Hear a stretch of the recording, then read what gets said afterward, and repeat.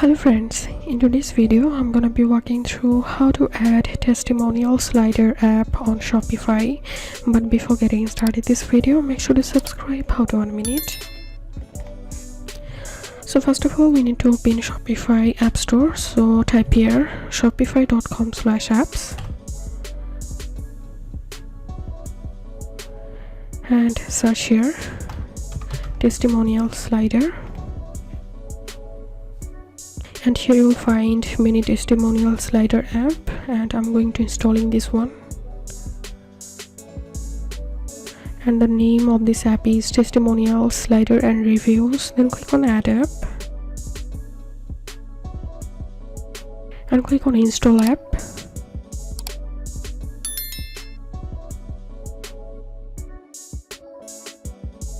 So this is how we can add testimonial slider app to our Shopify. If you have any questions, feel free to post in description. If you think to see more WordPress videos, please check the links in descriptions. If this video helped you, give a thumbs up and please consider subscribe. How to 1 minute. Thank you for watching.